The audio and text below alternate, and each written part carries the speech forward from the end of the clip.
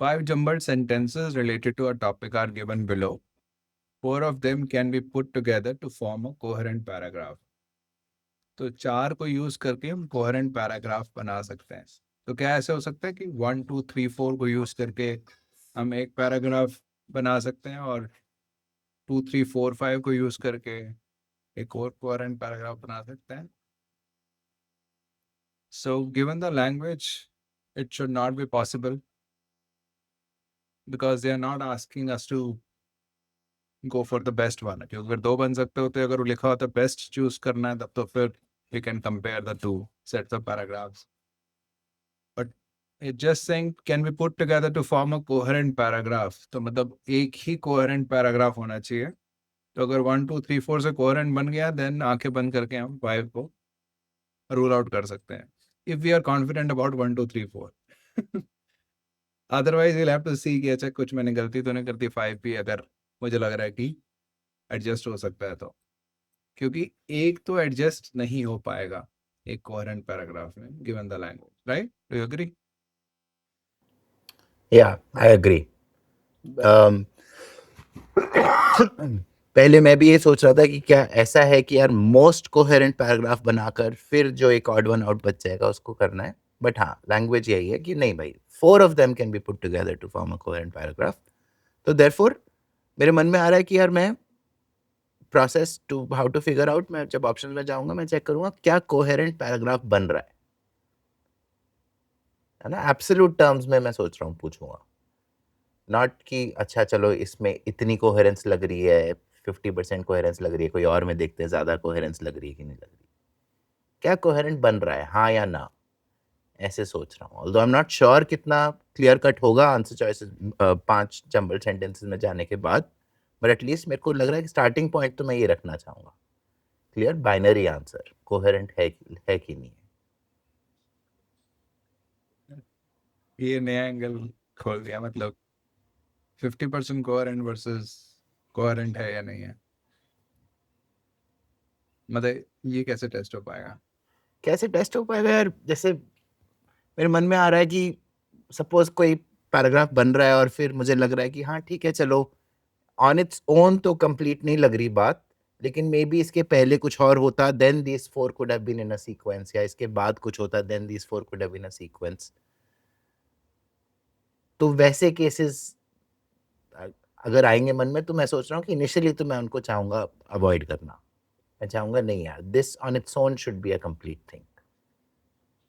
हाँ, वो तो बात आई एग्री कि हाँ वो नहीं है कि कुछ और दिया होता तो ये फिर हो जाता. अपने आप में कोहेरेंट होना चाहिए, पढ़ के लगे कि हाँ एक सेंसिबल बात निकल के आ रही है. ऐसे ही कह रहे हो, राइट? हाँ, मतलब एक तो हो गया बेसिकली कि चलो सीक्वेंस में आ सकते हैं लेकिन कंप्लीट नहीं है, दैट्स नॉट इनफ. कंप्लीट, हाँ तो कंप्लीट नहीं है तो दैट इज फाइन, बट आपस में एक, हाँ मतलब कंप्लीट नहीं है का मतलब भी अलग हो सकता है. बट बात है कि चारों मिलके एक आइडिया प्रेजेंट कर रहे हैं. हाँ, that's what I mean by complete, कि उसमें से आइडिया निकल के आ रहा है. ऐसा हाँ, नहीं है कि अच्छा और कुछ एडिशन होती तब जाके वो आइडिया निकल के आता. तब जाके कुछ सेंस बन पाती, सेंस बन रही है अपने चारों को मिला के. हाँ. राइट, ठीक है, तो सही है. फिर इसके बेसिस पे फिर क्या ऑप्शंस को लेके क्या प्रोसेस फॉलो करें फिर. जैसे पहली स्टेटमेंट पढ़ के फिर सिलेक्ट रिजेक्ट तो नहीं कर सकते. हाँ, पहली तो बिल्कुल ही नहीं कर सकते. ब्रदर, हाँ मतलब मेरी जो अपनी प्रोसेस होगी मैं तो यही करूँगा कि जितना मैं सोच पा रहा हूँ कि फर्स्ट को पढ़ूंगा, पूरा समझूंगा. अब ये बड़ा इंटरेस्टिंग है कि मुझे बोलना पड़ रहा है पूरा समझूंगा. नहीं तो एक ऑब्वियस सी बात है कि अगर सेंटेंस पढ़ रहे हैं नहीं समझ रहे तो उसका फायदा क्या हुआ ना पढ़ने का भी. बट यार, राइट, वी हैव सीन कि लोग पढ़ते हैं और नहीं समझते हैं. So it make sense to reiterate that. तो पहला है कि जो पहली बात, हम लोग कुछ भी पढ़ते हैं तो उसको समझना ही ऑब्जेक्टिव है. तो अगर उसको हम सुपरफिशियली पढ़ रहे हैं, मोटा मोटा समझ रहे हैं, तो फिर कॉम्प्रिहेंशन ढंग से हो नहीं रही है, then the kind of calls we will make will also be deficient. तो जो भी पढ़ना है उसको ढंग से ही समझना है. तो पहला पढ़ा, उसके बाद मैं सेकंड पढ़ूंगा, फिर देखूंगा ये आपस में क्या कनेक्शन, कुछ समझ आ रहा है इनका क्या होगा कनेक्शन, तो थोड़ा बहुत I try to understand but I not spend a lot of time there. Basically, let's say I'll 5-10 seconds I might spend to really see which I can form the connection, I can understand कि आसपास की चीजें बात हो रही हैं, then I'll move on. तो मेरा पॉइंट वहाँ पे उसको कॉन्क्रिटाइज नहीं करना है सेकंड को पढ़ के कि ये कनेक्शन है या नहीं है, just to get a sense कि आपस में कनेक्टेड भी कैसे हैं सेंटेंसेस, क्या रिलेशनशिप इन टर्म्स ऑफ किस तरह की बातें हो रही हैं, कुछ कनेक्शन बन पाएगा इनका. तो वैसे ही थर्ड पढ़ूंगा, फिर थर्ड को पर सेकंड के कॉन्टेक्स्ट में देखने की कोशिश करूंगा कि क्या किससे कनेक्टेड है ये, किस तरह की बातें कर रहा है. फिर फोर्थ में भी वैसे ही करूँगा, फिफ्थ में भी वैसे ही करूँगा, and then I try to see कि शायद बाय द एंड अगर मैं बढ़िया काम कर रहा हूँ तो शायद it can happen by the end मेरे पास थोड़ा सा क्लियर आइडिया हो जाए कि ये आउट लग रहा है मुझे सेंटेंस, ये फिट नहीं हो पा रहा है, नहीं तो then I have to again reevaluate. तो अगर कोई एक आउट लग रहा है तो बाकी चारों में वुड दिस बी इनफ कि हाँ ये चारों साथ में जाते हुए नजर आ रहे हैं, या फिर उन चारों का किस सीक्वेंस में बनेगा पैराग्राफ, वो भी सोचना चाहिए. नहीं वो तो सोचूंगा ही कि कौन सा ऑर्डर, नहीं मतलब बेसिकली तो है कि उसको कंफर्म करने के लिए तो चारों को ऑर्डर बनाऊंगा कि क्या एग्जैक्ट कोहेरेंस निकल के आ रहा है. जैसे हमने बात करी कि क्या आइडिया निकल के आ रहा है, जब तक वो आइडिया नहीं पता लगा तब तक बस एक गेस ही है फिर तो. या सिर्फ कि अच्छा similar subject matter carry forward हो रहा है, दैट्स नॉट इनफ. कि एक्चुअली वो स्टोरी क्या डेवलप हो रही है वो समझना जरूरी है. तो यार मेरे मन में आ रहा है चिरंजीव, जैसे रियल टाइम ही करते हैं इंस्टेड ऑफ कि पहले करके फिर डिस्कस करने के.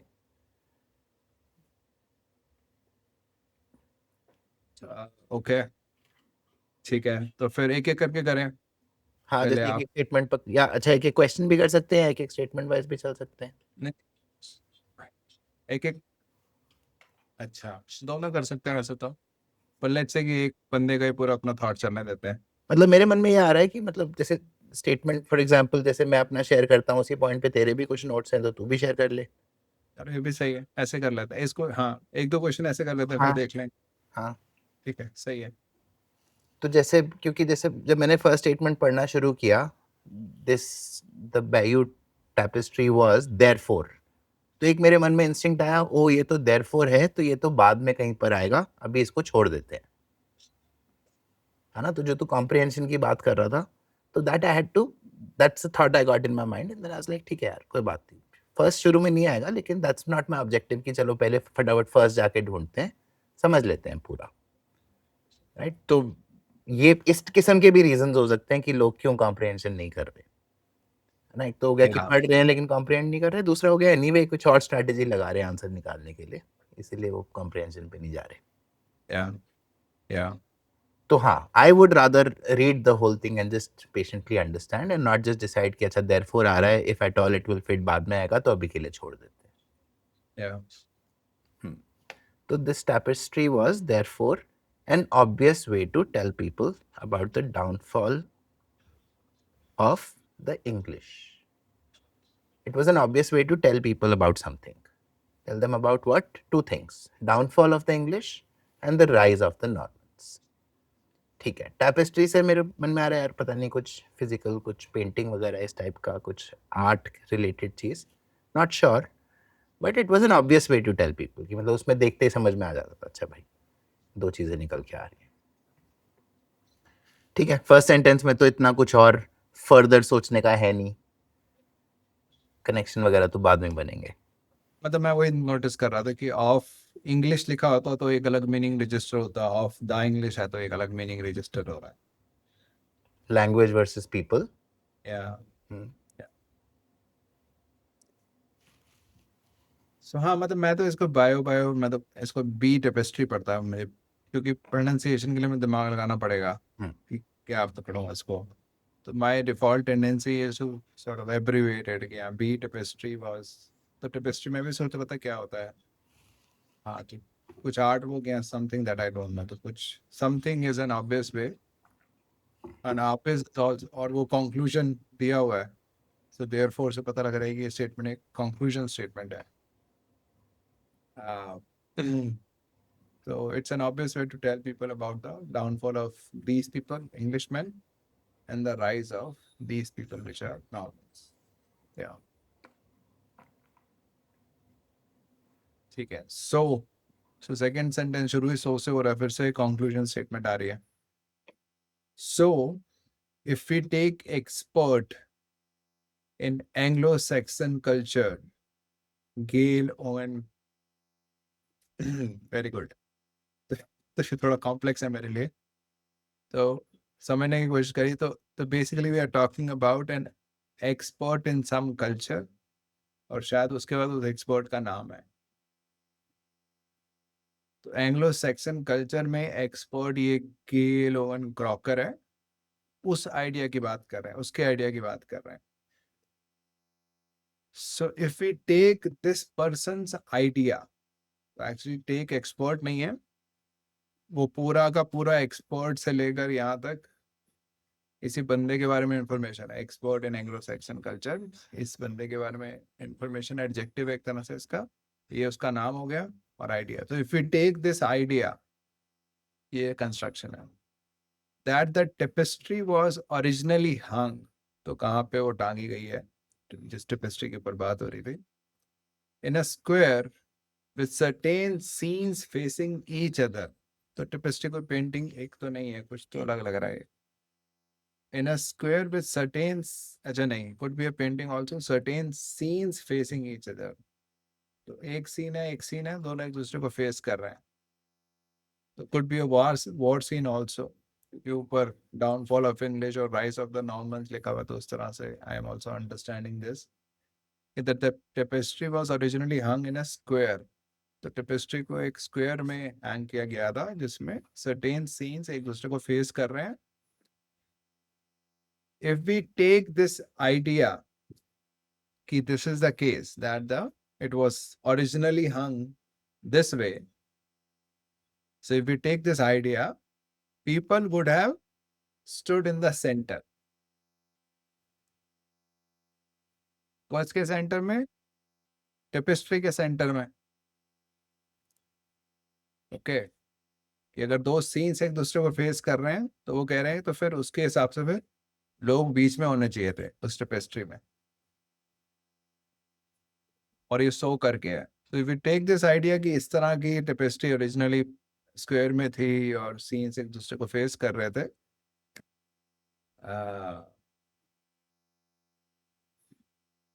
तो फिर लोग बीच में आना चाहिए. That's what I. तो जो स्क्वायर है ये कोई जगह लग रही है? हंग इन अ स्क्वायर, वैसे तो ज्योमेट्री का स्क्वायर भी हो सकता है, लेकिन प्लाजा स्क्वायर ऐसे टर्म्स यूज होते हैं जगह के लिए, या बहुत ज्यादा सही लग रहा है. है ना? हंग इन अ स्क्वायर, तो हंग इन अ शेप तो नहीं बोलेंगे. हाँ, मतलब मैं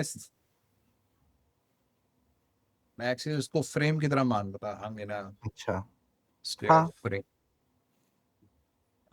बट हाँ, स्क्वायर एज अ प्लाजा और that kind of thing seems better actually.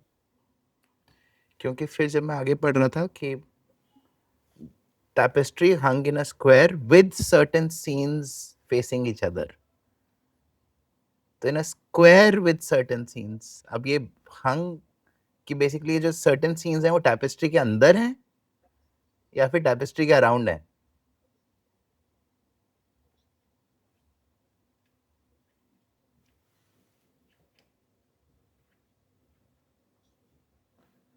कि मैं तो इसको ऐसे इंटरप्रेट कर रहा हूँ कि भाई उसका आइडिया क्या था इस एक्सपर्ट का कि भाई this tapestry was originally hung in a place with कुछ certain scenes उस facing each place other. Scenes जो थे वो एक दूसरे को फेस कर रहे थे. ये कह रहे हो? एक तो हाँ, खैर मतलब वो tapestry चीज क्या है वो भी क्लियर नहीं है अभी कि कोई बेंडेबल चीज़ है कि जिसको रीअरेंज कर सकते हैं, या मल्टीपल पीस पार्ट्स वाली चीज़ है जिसको अलग-अलग किस्म से फेस करा सकते हैं। या बट हाँ, ये क्वेश्चन आ रहा है मन में। और फिर उसी से रिलेटेड आगे जैसे लिखा है, people would have stood in the centre. अब सेंटर ऑफ द टैपेस्ट्री या सेंटर ऑफ द स्क्वायर? हाँ, वही कुछ क्लियर नहीं हो रहा। मेरी इंक्लिनेशन स्क्वायर की तरफ जा रही है। हाँ, टैपेस्ट्री मतलब अभी जब बात कर रहे हैं तो लग रहा है कि हाँ, अगर स्क्वायर इज अ प्लेस और certain scenes facing etch, that could be वो उस प्लेस के कुछ सीन्स एक दूसरे को फेसिंग थे, फिर उसके बीच में लोग खड़े होते होंगे, उन सीन्स के बीच में। हाँ, इंक्लिनेशन वहां जा रही है। तो दो, लेकिन अभी बातें क्लियर कर देता हूँ।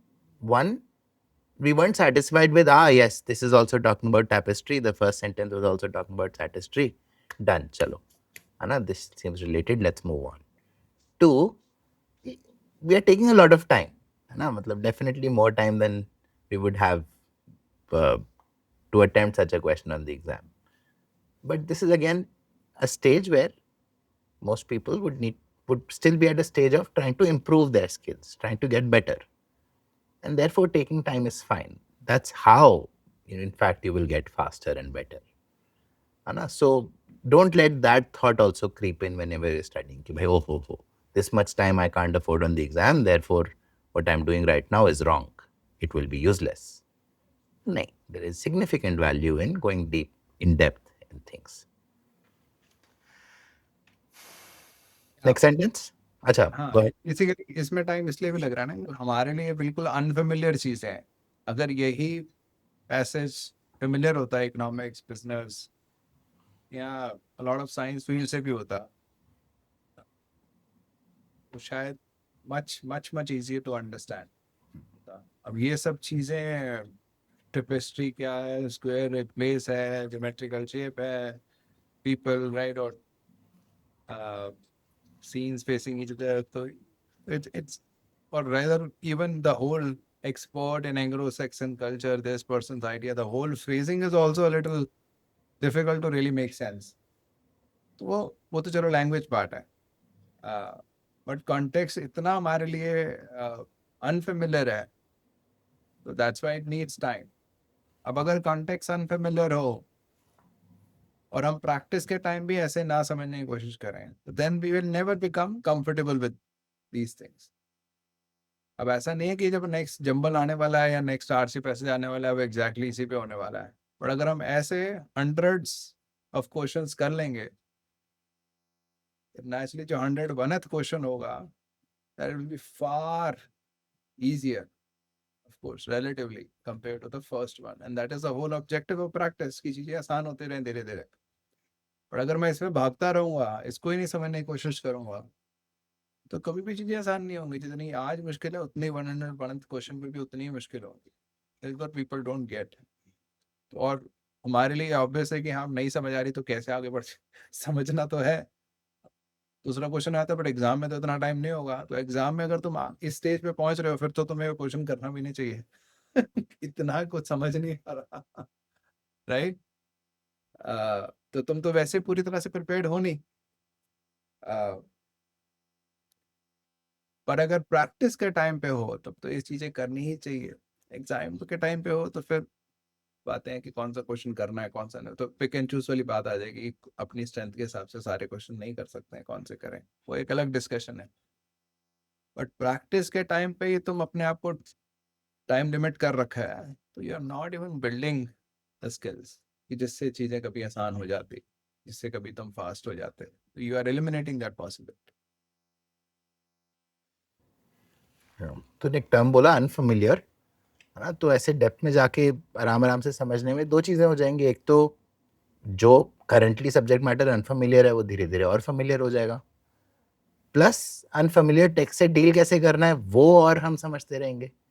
तो जो 101st जंबल आ रहा है वो अगर है भी किसी अनफेमिलियर टॉपिक का, तो फिर वो suddenly won't necessarily be something that scares us कि भाई ओ हो इसको कैसे करें पता नहीं, ये तो साइंस इकोनॉमिक्स वगैरह से नहीं है जिनसे मैं कंफर्टेबल हूँ। दोनों तरफ इसके बेनिफिट्स हैं। एनीवे आर्ट रिलेटेड इस किस्म का आ गया तो फिर फेमिलियरिटी भी बढ़ गई है, दैट शुड हेल्प। कोई नई चीज़ आ गई तो भी आने दो यार, ऐसा क्या हो गया, कर लेंगे हैंडल। या और फॉर एग्जांपल जैसे मैं इसको बिल्कुल अलग तरीके से समझ रहा था। Tapestry was originally hung in a square, I was thinking geometric shape. और टेपेस्ट्री मैं सोच रहा था लेट्स से अगर एक पेंटिंग में है, of course I this is another thing even though I don't know the meaning of tapestry. जैसे आप कह रहे थे could be a series of paintings also, could be something bendable, could be any piece of art, but I am just going ahead with thinking let's it's a painting. I'm going ahead with thinking it as painting doesn't mean that I'm close to the other ideas. I'm aware that I'm just taking a call. But at the same time ऐसा नहीं है कि मैंने कहा कुछ भी हो सकता है तो मैं कुछ भी नहीं सोचूंगा। नहीं, मतलब जो मुझे लग रहा है उसमें मैं सोचूंगा। टेपेस्ट्री को अगर मैं पेंटिंग समझ रहा हूँ तो मैं सोच रहा हूँ certain scenes facing each other, तो मैं बस ये सोच रहा हूँ कि एक पेंटिंग के दो सीन्स हो सकते हैं। पेंटिंग को एक ही सीन बोलना चाहिए, उसमें मल्टीपल सीन्स हो सकते हैं, वो एक ओपन आइडिया, तो आई कांट रूल आउट कि दो सीन्स नहीं हो सकता। आई एम जस्ट थिंकिंग कि पेंटिंग के दो सीन्स फेसिंग ईच अदर है, people would have stood in the centre. तो मुझे लग रहा है कि उस पेंटिंग के अंदर ही people should have been in the centre.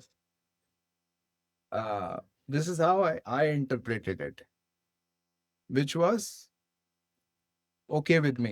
It was not nonsense to me.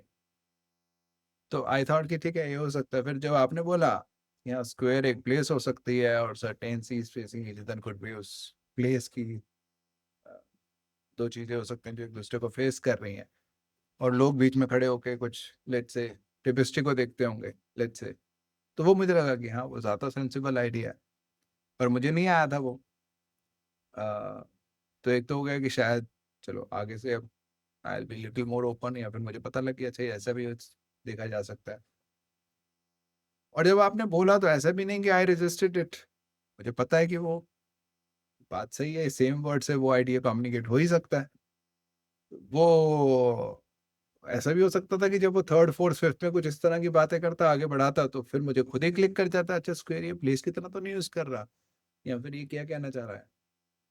तो वो एक ओपननेस रहती है अंदर, क्योंकि मुझे पता है कि वर्ड्स को जो मैं इंटरप्रेट कर रहा हूँ, समझ रहा हूँ कि रियल वर्ल्ड में इसका क्या मतलब, वो एक इंटरप्रिटेशन है।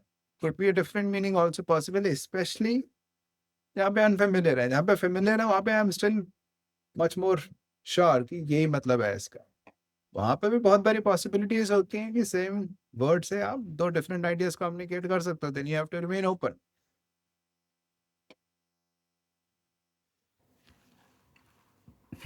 तो लंबी डिस्कशन हो गई, मैं थर्ड पे जाने से पहले फर्स्ट और सेकंड रिकैप कर रहा हूँ अपने लिए। ओके। तो फर्स्ट में था कि भाई दिस टैपेस्ट्री वाज देयरफॉर, तो कंक्लूजन टाइप की चीज थी वहां पर। An obvious way to tell people about, मेरे को याद आ गया आपकी भाई, एक ग्रुप ऑफ पीपल का डाउनफॉल, दूसरे ग्रुप ऑफ पीपल का राइज, ठीक है। एंड देन अगर हम इस एक्सपर्ट का आइडिया लेते हैं तो इफ, है ना, तो एंड बाय द वे ये मैंने पहले पॉइंट नहीं बोला था, लेकिन जब तू पढ़ रहा था तो अपने मन में भी तो मतलब the way you are explaining वो दिख रहा था कि पढ़ रहा है पार्ट बाय पार्ट समझ रहा है। फिर वो जब कॉमा पे पहुंचा तो क्लियर था, अच्छा इफ दिस हैपेंस, अब वो देन वाली बात आएगी। तो even before starting reading that portion after comma वो क्लियर था कि अच्छा अब वो बताएंगे अगर ऐसा तो कैसा। तो क्या है second sentence, if we take this idea, क्या idea that the tapestry was originally hung in a square, जो मुझे लग रहा है जगह है with certain scenes facing each other, then people would have stood in the center। ठीक है, तो people के अलावा भी और चीजें होंगी जो आसपास होंगी आई गेस। ठीक है। थर्ड, आर्ट हिस्टोरियन लिंडा, अब एक और किसी इंडिविजुअल की बात कर रहे हैं। This historian has argued that pre renaissance people interacted with art visually. उसने आर्ग्यू किया, उसने अपना पॉइंट रखा है। क्या पॉइंट रखा है कि भाई जो पुराने लोग थे, I guess pre renaissance people interacted with art visually, kinesthetically, ठीक है, तो कुछ मोशन वोशन के साथ, sensory perception through bodily movement, right, ये किनेस्थेटिकली को एक्सप्लेन किया हुआ है, एंड फिजिकली, ओके। तो they interacted with art in these three ways, ठीक है। तो तीनों फिजिकल तरीके हैं, और मुझे ऐसा लग रहा है कि pre renaissance people interacted this way, तो maybe post renaissance people had a different way of interacting, कुछ डिफरेंस आ गया होगा उसमें, उसलिए इसने आगे किया होगा। एट द सेम टाइम अभी मैं थोड़ा सा सोच रहा हूँ कि यार फर्स्ट टू सेंटेंसेस से ही कनेक्ट कैसे हो रहा है।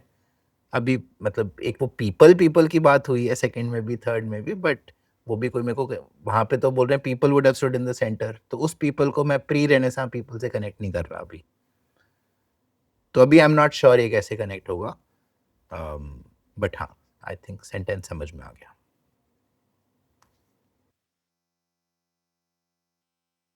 हाँ, तो इसमें भी जैसे अब हमारी फेमिलियरिटी है कि प्री रेनेसां का मतलब, रेनेसां का मतलब it's a time period, right? तो प्री रेनेसां मतलब एक सर्टेन टाइम पीरियड की बात कर रहे हैं, राइट? कि रेनेसां से पहले का जो टाइम पीरियड है। तो अब किसी को रेनेसां का मतलब नहीं पता, जिसको बिल्कुल कॉन्टेक्स्ट नहीं है, वो तो कहेगा प्री रेनेसां अभी ये नई चीज आई है। राइट? तो एक तो हो गया कि तुम क्या गैस मार सकते हो प्री रेनेसां, मुझे नहीं पता इसकी क्या, और सेम स्ट्रक्चर में तो और भी मतलब निकल सकते हैं, not necessarily a certain period, I don't no. तो एक हो गया कि हाँ ठीक है, क्या कोई नहीं। एग्जाम्पल है तेरे मन में और क्या निकल सकता है?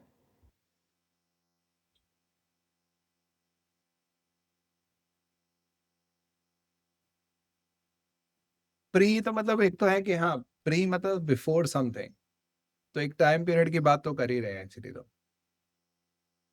Before this people.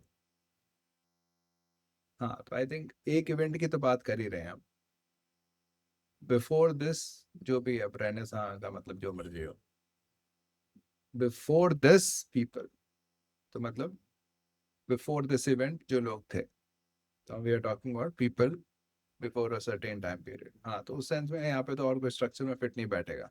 तो रेनेसां का मतलब नहीं पता है, तो यू कैन जस्ट अंडरस्टैंड कि रेनेसां कुछ एक इवेंट है, उससे पहले के लोगों के बारे में बात कर रहे हैं।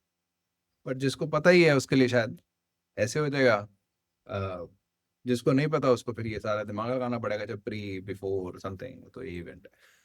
सो तो हाँ, तो ये मतलब राइट, अब बेसिकली स्पीड तेज हो जाएगी इस केस में, अगर पता ही है रेनेसां का मतलब क्या है। दूसरा है कि अगर रेनेसां का मतलब नहीं पता, तो फिर तुम्हें वो लैंग्वेज जिस तरह से फ्रेज्ड है उस पर बहुत ज्यादा ध्यान देना पड़ेगा। जब प्री समथिंग, बिफोर दिस, कुछ हुआ होगा, नहीं तो बिफोर दिस का कोई सेंस नहीं है। बिफोर दैट इवेंट के लोग, उस इवेंट से पहले वाले लोगों को है। अच्छा, तो इतना, चलो जब मैं उसको एक्सप्लिसिट कर रहा हूँ तो naturally it looks like a very slow process, but essentially this process needs to happen slow और फास्ट।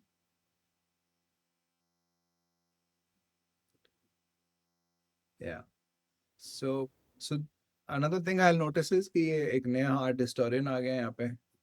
पहले गेल ओवन क्रॉकर आइडिया आ रहा था कुछ, एक और बंदा था, अब यहाँ पे आर्ट हिस्टोरियन आ चुके हैं, नया बंद, लेडी लग रही है। एंड दिस दोनों लेडी, लेडी, गेल भी लेडी का नाम लग रहा है।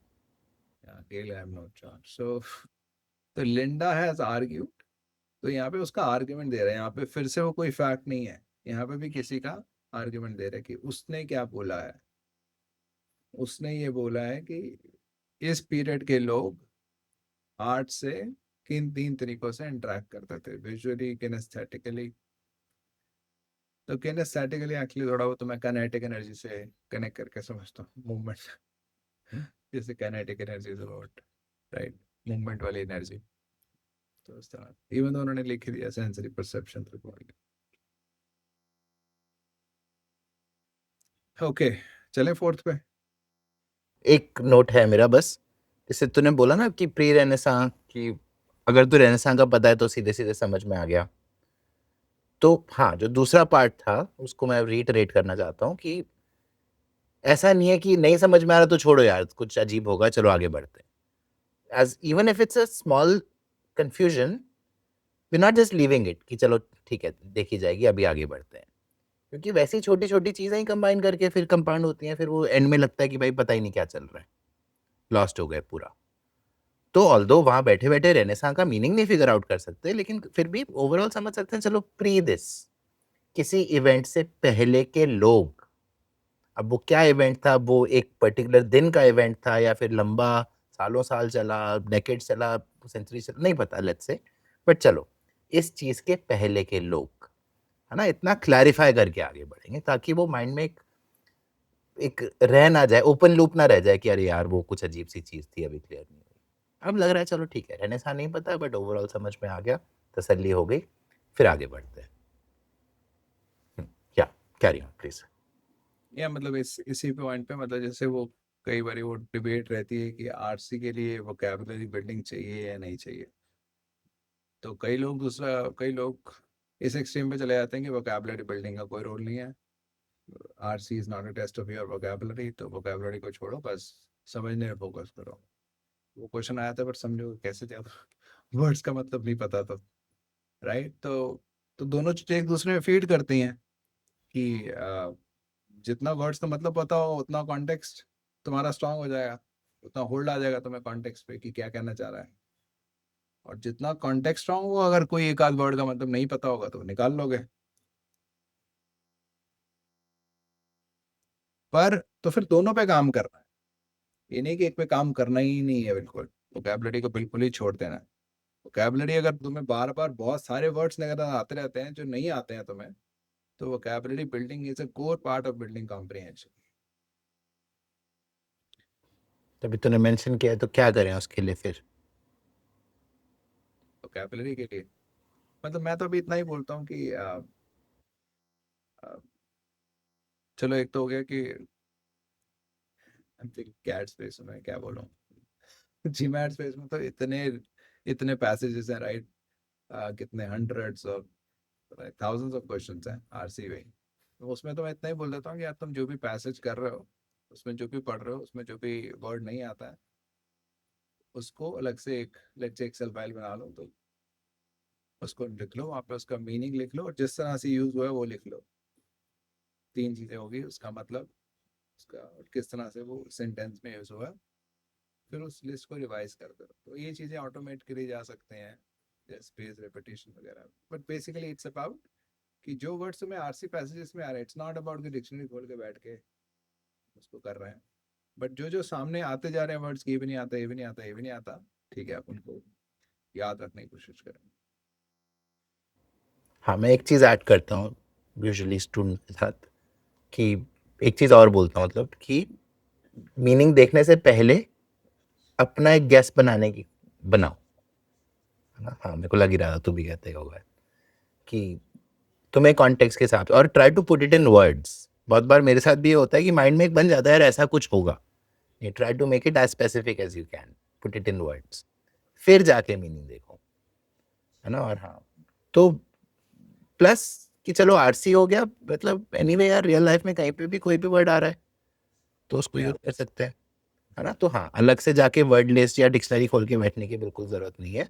लेकिन नॉर्मल लाइफ में या फिर कैट की तैयारी करते हुए, एग्जाम, अपने एग्जाम की तैयारी करते हुए, अगर वर्ड्स आ रहे हैं सामने जो इनका नहीं पता है, तो ये तो अपॉर्चुनिटी है उल्टा। और वापस सिर्फ इस एग्जाम के लिए नहीं, ये तो एनीवे फिर वोकैबुलरी डेवलप होगी तो अच्छा ही है।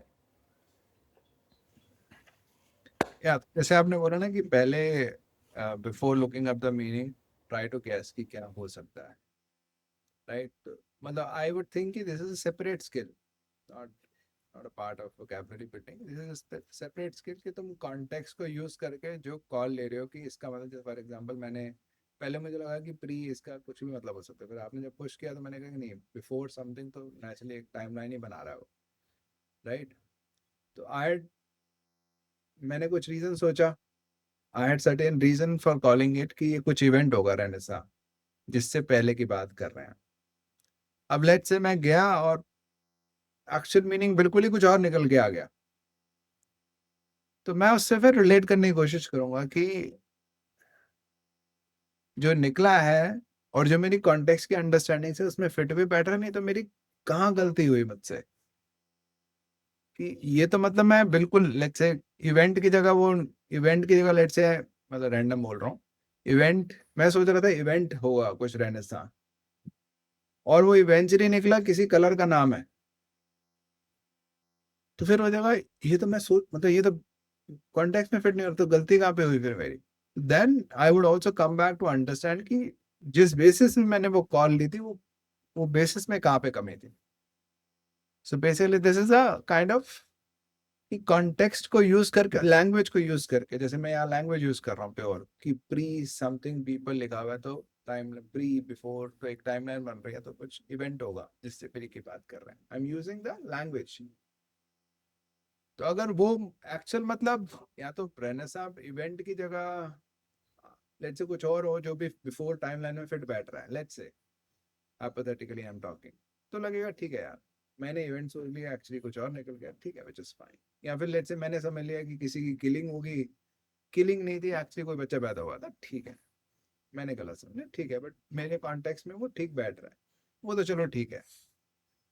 बट मैंने कुछ एक्सपेक्ट ही नहीं कर सकता था और वो निकल के आ गया, तो फिर वो मेरे लिए रहेगा to come back and understand कि मेरी कहाँ गलती करी मैंने।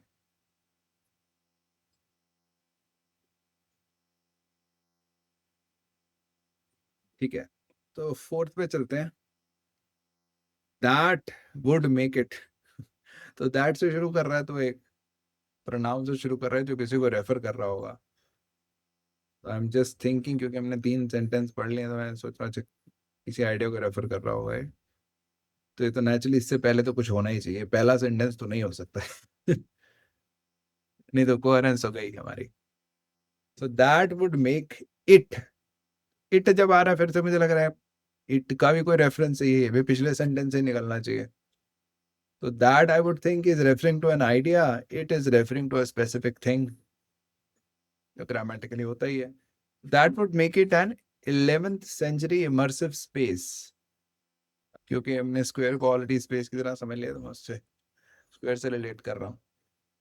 11th century immersive space with scenes corresponding and echoing each other. एक तो grammatically I am not sure ये कर सही है। कॉरस्पॉन्डिंग विद ईच अदर होता है, कॉरस्पॉन्डिंग टू भी शायद होता है, कॉरस्पॉन्डिंग ईच अदर भी होता है कुछ, नॉट श्योर, मतलब मुझे वो पढ़ने में अजीब लग रहा है। echoing each other तो ठीक है, but corresponding each other I'm not sure, I don't, it seems wrong to me.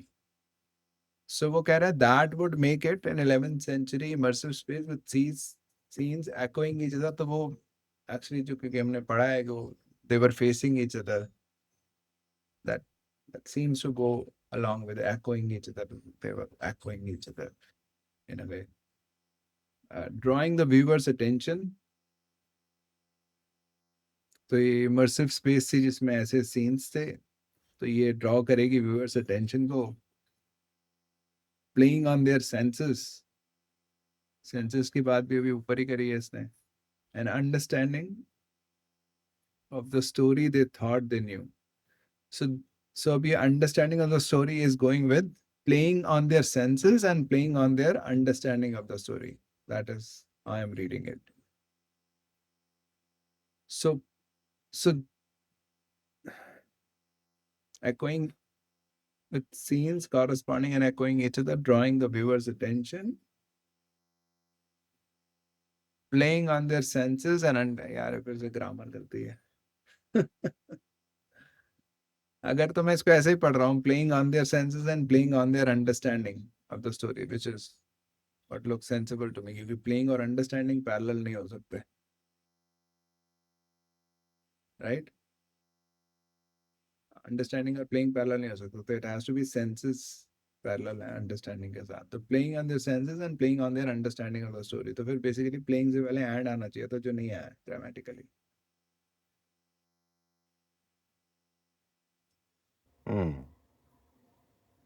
So with scenes corresponding and echoing each other, drawing viewers' attention, playing on their senses. Yeah, I agree. हाँ, ये understanding तो नहीं जा रहा बाकियों के साथ। यार ये या सम फीडबैक। पर यार at the same time I think ना ये चीजें बड़ी, अब क्योंकि अब इतनी रिफाइन हो गया ना वो जी मैट के साथ, तो दे पुट यू ऑफ। हाँ यार, मतलब क्वेश्चन मार्क ही आ जाता है ना साथ में फिर कि अच्छा भाई कहीं कुछ गलत तो नहीं समझ रहे, क्या हो रहा है। ठीक है, कोई बात नहीं, जो है इसको पूछते हैं। So that would make it an 11th century immersive space. Something would make it with scenes corresponding, echoing each other, तो echo कर रहे हैं एक दूसरे को scenes, मतलब एक दूसरे की रिफ्लेक्शन है। Right, that's how I am interpreting it. जिस तरह का ये सीन है उस तरह का कॉरस्पॉन्डिंग नेचर का वो सीन है, that's how I am seeing it. Drawing the viewers attention, तो इमर्सिव स्पेस है, इस तरह के सीन्स हैं तो व्यूअर की अटेंशन को खींच लेता है। It plays on their senses and it plays on their understanding of the story they thought they knew. तो it plays on the understanding of the story का क्या मतलब हुआ? अब they thought they knew, it's a very interesting phrasing, right, कि वो कह रहा है कि उनको लगता था हमें स्टोरी समझ आ चुकी है, हमें पता है स्टोरी क्या है, but it plays on their understanding. तो उस पे प्ले कर रहा है कि तुम्हें नहीं आता है, ये देखो ये मिसिंग है, तुम्हें ऐसा लग रहा था, कुछ इस तरह का लग रहा है मुझे। That's how I am interpreting it. तो मतलब ये है, अभी मैं कनेक्शन बनाऊं इसका।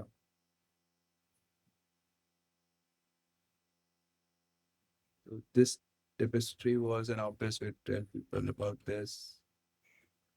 So if we take this idea, people would have stood in the center.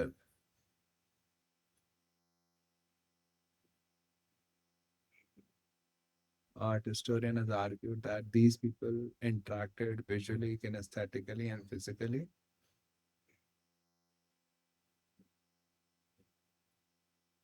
तो अगर मैं थर्ड से शुरू करूँ और फिर सेकंड पे जाऊँ,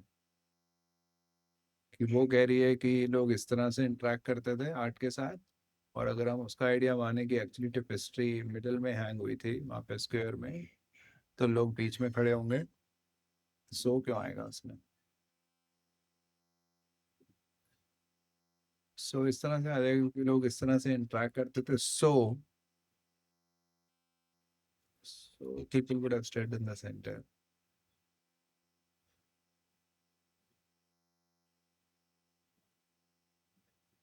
हाँ, मुझे सो का नहीं समझ आ रहा। That would make it an 11th century immersive space. मतलब ये फोर्थ सेकंड के बाद वाला लग रहा है मुझे राइट नाउ, कि लोग बीच में खड़े होते, if and that would make it an 11th century immersive space. Third के बाद सेकंड में फिर वो सो मुझे नहीं समझ आ रहा है।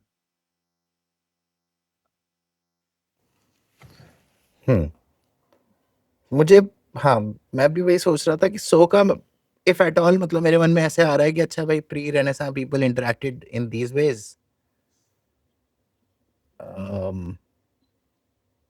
with interacted with art in these ways, so they would have stood in the center to be able to interact in these ways with art, है ना? somehow वो सेंटर कम्युनिकेट कर रहा है कि अच्छा सेंटर में थे, ओके ओके, फिर तो they would interact with art visually through sensory things and physically. हाँ, वेग सा कनेक्शन है, मतलब कुछ खास समझ में नहीं आ रहा, बट इफ एट ऑल वहां से चलो शायद कुछ बन सकता है, ऐसा लग रहा है। हाँ हाँ, वो लग रहा है, तो थर्ड सेकंड फोर्थ लग रहा है, फर्स्ट फिट नहीं हो रहा अभी तक। हाँ, प्लस जब मैंने पढ़ना शुरू किया, जैसे तूने शुरू में बोला था दैट वुड मेक इट, इन दोनों वर्ड से पता, दैट और इट दोनों से पता लग रहा है कि यार शुरू तो नहीं होगा इससे। तो आई फाउंड कि मेरे माइंड में ऑलरेडी मैं फिर एकदम से वो हंटिंग पे चला गया, अच्छा शुरू नहीं हो सकता, वो देयरफॉर वाले से भी नहीं शुरू हो सकता, सो से भी नहीं शुरू हो सकता, वो थर्ड वाले से हो सकता है। एंड देन फोर्थ पढ़ते पढ़ते मेरे मन में, even before reading the fourth one, मेरे मन में आता अच्छा पैराग्राफ बनाना शुरू करता हूँ, पैराग्राफ बनाना शुरू करता हूँ। Then I had to bring myself back, चलो कोई बात नहीं, पहले पढ़ लेते हैं, समझ लेते हैं, फिर बना लेंगे। Yeah, yeah. तो फिर वो वापस बात प्रोसेस पे आ गई कि ठीक है, माइंड में थॉट्स आएंगे ऐसे, राइट, कि Yeah. वापस वो जल्दी वाले कि यार आंसर निकालना, अपना ऑब्जेक्टिव तो आंसर निकालना है, बस फटाफट आंसर निकालो, आगे बढ़ो। Yeah. बट जस्ट बिकॉज वो थॉट आ गया डजंट नेसेसरीली मीन कि उस थॉट को एंटरटेन करना है। Yeah. उसको क्वेश्चन भी कर सकते हैं कि यार एक मिनट, यही है क्या अभी right now best step forward. सही। फिफ्थ पे चले, Yep. The bio tapestry. तो ये वर्ड, ये टर्म पढ़ते ही वापस मेरे को लग रहा है अरे यार, फर्स्ट तो इररिलेवेंट लग रहा था, अब साला इसमें भी वही वाली टैपेस्ट्री आ गई। मेरे को नहीं लगा, मैंने कहा फिर से आगे। तो अच्छा कुछ तो लग रहा है फिर अब कनेक्शन होगा। Would have been hung at eye level to enable this. तो एक तो चलो तसल्ली हो गई, दिस आ गया तो शुरू तो नहीं होगा इससे, अगर आना भी होगा तो। करेक्ट। अच्छा, तो इतना कोई इसमें कॉम्प्लेक्स चीजें तो है नहीं, टू एनेबल समथिंग। अच्छा, तो अब एक क्वेश्चन आ रहा है कि क्या कहीं और कुछ एनेबलमेंट की बात हुई है फिर उससे। अब वापस आ रहा है, लेकिन पांचों सेंटेंसेस में शुरू तो लग रहा है थर्ड से ही हो सकता है, Yeah, ना देयरफॉर वाले से, ना सो वाले से, right. So a, that was- और ना प्रोनाउन वाले से। हाँ, बाकी दोनों में प्रोनाउंस है, तो शुरू तो इससे हो सकता है। तो मैं सोच रहा हूँ चलो शुरू करके फिर देखते हैं क्या स्टोरी बननी शुरू हो रही है। तो मैं थर्ड सेंटेंस पे जा रहा हूँ वापस। तो this person had argued that pre renaissance वाले people interacted with art in these three ways. Third से फिर सेकंड की तरफ मुझे लग रहा है जा रही है बात अभी। So if we take this person's idea, अच्छा द टैपेस्ट्री, नहीं सीधे सेकंड पे तो नहीं जा पाएगी। थर्ड से कौन सी टैपेस्ट्री? तो फिर बायो टैपेस्ट्री को तो इंक्लूड करना ही करना है।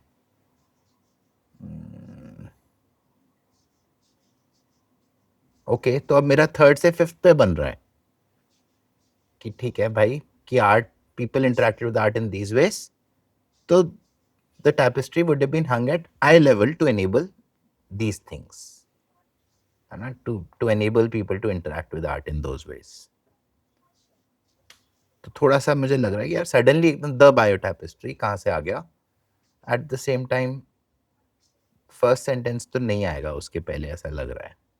Yeah. तो would have been hung at eye level, ठीक है। अब फॉर नाउ मुझे लग रहा है यार, obvious way to tell people about downfall of some people, rise of some people, वो तो आउट ऑफ कॉन्टेक्स्ट चीज लग रही है मुझे। ओवरऑल तो ये आर्ट की बात कर रहे हैं कि प्री रेनेसां पीपल आर्ट से कैसे इंटरेक्ट करते थे। तो राइट नाउ मेरी इंक्लिनेशन जा रही है कि शायद इस क्वेश्चन का करेक्ट आंसर वन होगा, लेकिन मैं उसके पहले चाह रहा हूँ कि पैराग्राफ बना लूँ कोहेरेंट, Yeah. जैसे हमने पहले बात की थी। तो थ्री फिर five, the tapestry would have been hung at eye level to enable this, ठीक है। That would make it an 11th century immersive space. I level पे बनाने से वो इमर्सिव स्पेस बन जाएगी क्या? मतलब दैट अभी मैं सोच रहा हूँ कि I the fact that it was hung at eye level उसको रिफर कर रहा है क्या? ग्रामेटिकली तो फिट हो रहा है, लॉजिकली भी कुछ कुछ सेंस बन रही है, ऑल्दो बहुत बड़ी बात लग रही है कि भाई आई लेवल पे बनाने से इमर्सिव स्पेस बन जाएगी। बट हाँ चलो, which means corresponding and echoing each other, drawing।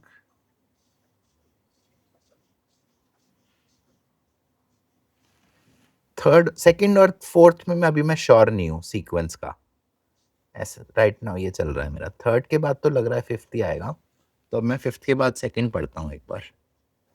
सिर्फ वी टेक एक्सपर्ट, इस एक्सपर्ट का idea that the tapestry it would have been hung at eye level. If we take their idea that it was originally hung in a square with certain scenes facing each other, people would have stood in the center. That would make it an immersive space with scenes. ये बढ़िया fit हो रहा है यार। People in the center और आसपास चीजें, that would have made it an immersive space. हाँ, I think मैं satisfied फील कर रहा हूँ इससे। तो one, Fifth, second, fourth. Third, fifth, third, second and fourth. Fifth, second, fourth, या Yeah. मुझे भी यही लग रहा है। देखते हैं। वन आंसर है। बधाई हो। तो हाँ, तो आई थिंक हम वन तो मार्क कर देते शायद बिफोर फिगरिंग आउट, क्योंकि क्लियर हो गया था वन फिट नहीं हो रहा है, राइट? अगर टेस्ट एनवायरनमेंट होता तो या फिर या अभी हम फिट करने की कोशिश करेंगे, पर एग्जैक्ट है क्या वो, आई थिंक लर्निंग के लिए तो वो एक सही पार्ट है to figure out also, right? हाँ एब्सोल्युटली। तो वही अब डिफरेंस आ गया, जैसे मैं इसको एनालॉजी लेता हूँ कि भाई match practice versus nets practice. Match में अपना ऑब्जेक्टिव है रन्स बनाना, नेट्स में तो ठीक है यार, तुम शॉट पे फोकस करो ना, रन वन तो बॉल कहाँ जा रही है अलग बात है, शॉट अच्छी मारो।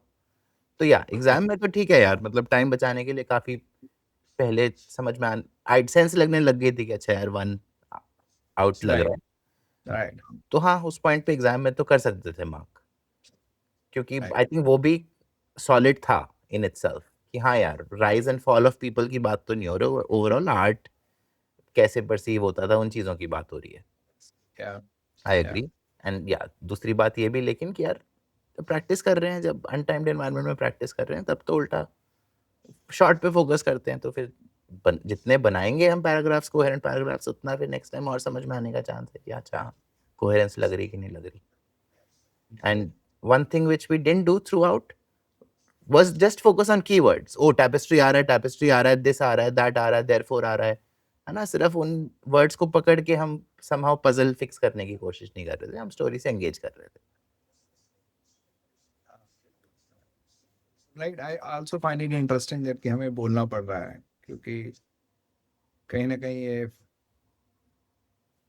एक कॉमन कॉमन भी पता नहीं, बट एक एक रास्ता तो ये बन जाता है काफी लोगों का कि हाँ इन वर्ड्स को पकड़ के। और शायद मैं एक्चुअली सोचता हूँ कि क्योंकि इसका नाम ही टेस्ट प्रिपरेशन हो जाता है, कैट प्रिपरेशन, तो लोगों का सारा फोकस क्वेश्चंस पे चला जाता है, क्वेश्चन सॉल्व कैसे करना है।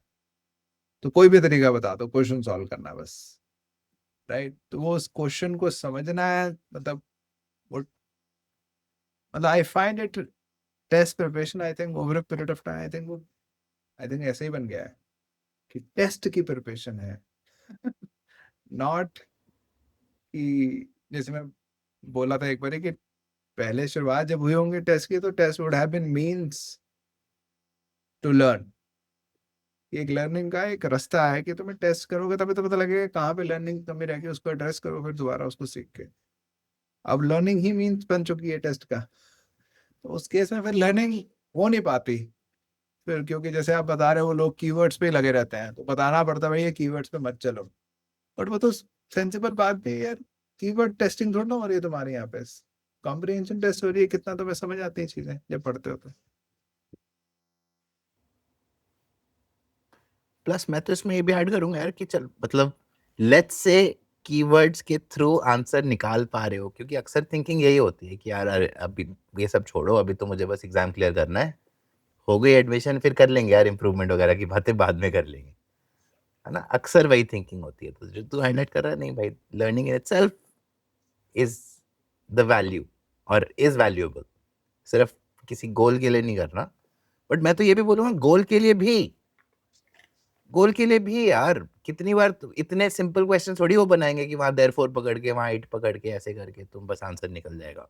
या कैट है तो मुश्किल एग्जाम है, इतना सिंपल होता है फिर तो बहुत लोग कर रहे होते हैं बस ऐसे ऐसे वर्ड्स पकड़ के, है ना? तो हाँ, मतलब even for that outcome I feel कि भाई ये बेटर तरीका है। मैं ये भी कहता हूँ यार कि जैसे कैट हो गया, जीमैट हो गया, कि वो टेस्ट का ऑब्जेक्टिव ही है कि तुम्हारी स्किल्स टेस्ट करना।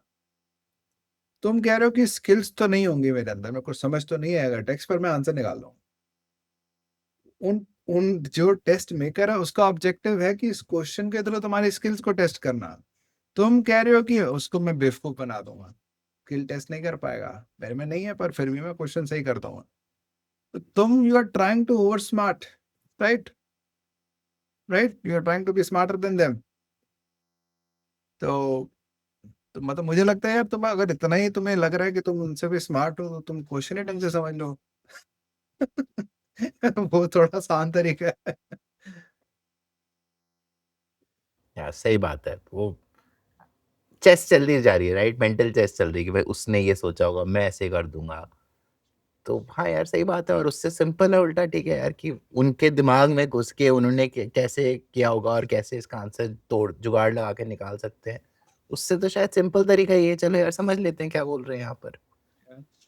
सही बात है।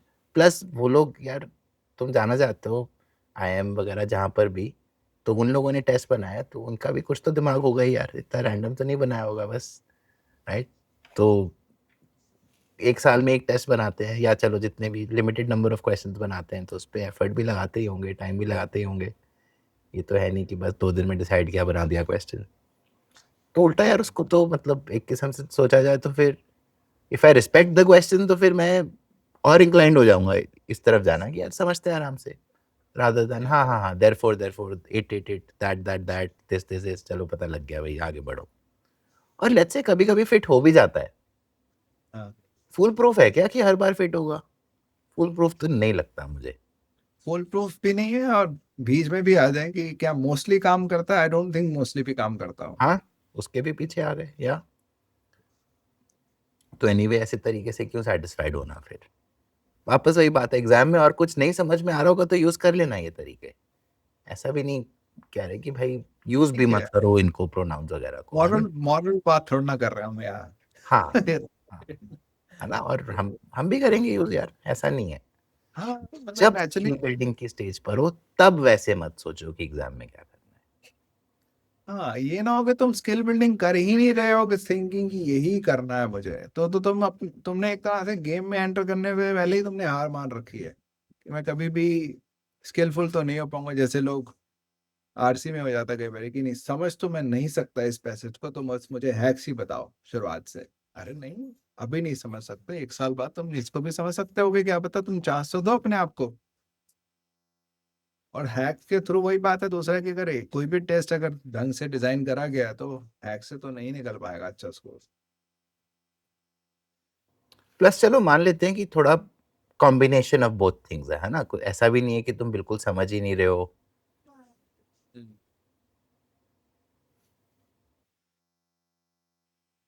या सॉरी। हम्म, तो ऐसा भी नहीं है कि तुम बिल्कुल नहीं समझ रहे हो, ठीक है, थोड़ा बहुत समझ रहे हो, थोड़े बहुत कीवर्ड्स भी पकड़ रहे हो, उसके बेसिस पे आंसर कर रहे हो, ठीक है। बट द पॉइंट इज कि चलो ये तुम्हारा आज का लेवल है। अगर सिर्फ तुम उसको एग्जीक्यूट कर रहे हो कि यार हाँ इतना लेवल है, उसके बेस में आंसर निकालते हैं, आगे बढ़ते हैं, तो फिर इंप्रूवमेंट कहाँ पे आएगी? फिर इंप्रूवमेंट कैसे आएगी? ऑब्जेक्टिव तो है भाई अभी तक मैं जैसे भी कर रहा हूँ उससे आगे बढ़ना है मुझे, है ना? तो सिर्फ अगर खट खट खट खट आंसर कर रहे हो, आगे बढ़ रहे हो, आगे बढ़ रहे हो, you are just executing what you already know. Right, right. I think वही बात आ जाती है कि वो स्किल्स को कांस्टेंट मान रखा है कि इनका तो कुछ नहीं हो सकता। आप टेस्ट टेकिंग बताओ, इस स्किल के साथ मैं कैसे टेस्ट टेकिंग को ऑप्टिमाइज करूं ताकि स्कोर आ जाए। वो मान ही नहीं रहे कि स्किल भी बढ़ा सकता हूं मैं। मतलब जैसे तू बोल रहा है, मतलब इतना तो आई थिंक इतना सोचते भी नहीं ना कि अच्छा हो स्किल एक चीज है, टेस्ट टेकिंग एक चीज है। मतलब अक्सर यही होता है कि भाई मुझे इंप्रूव करना है, इतना पता है।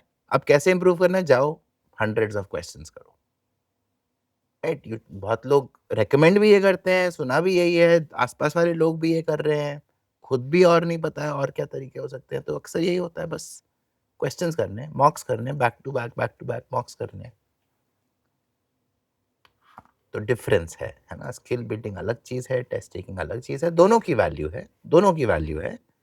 लेकिन सिर्फ टेस्ट टेकिंग पे फोकस करते रहोगे तो वो इनफ होगा कि नहीं, वो बहुत बड़ा डाउट है उस पर।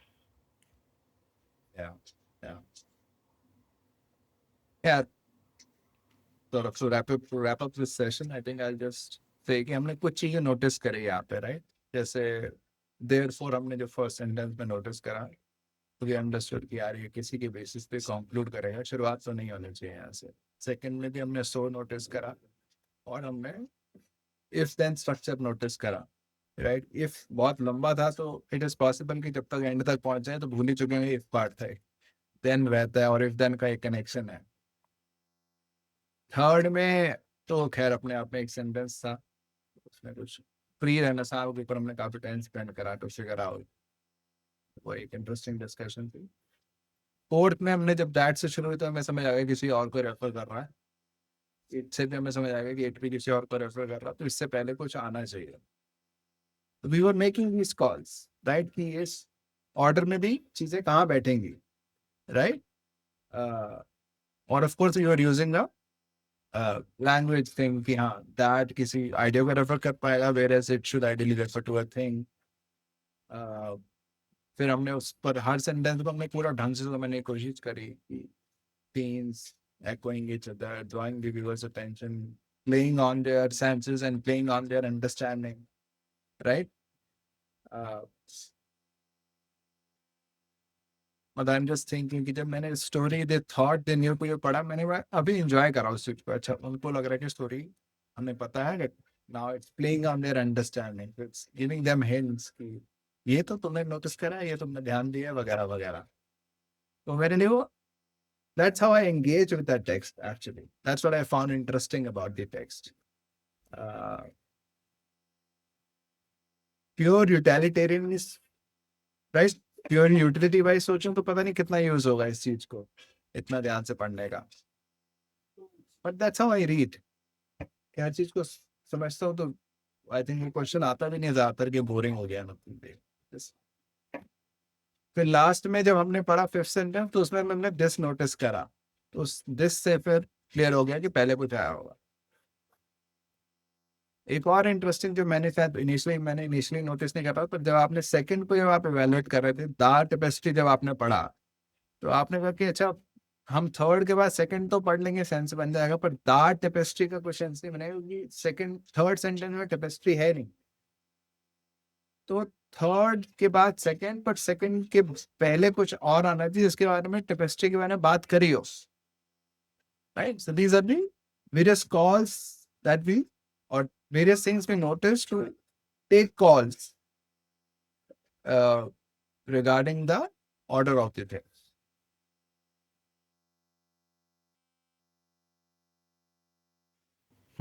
हाँ यार, I don't have any additional notes. ठीक है भाई, Hey, chalo, let us know how you found this kind of question solving. We intend to do more of this for other question types also. Yeah, would love to get some feedback about this. bye-bye.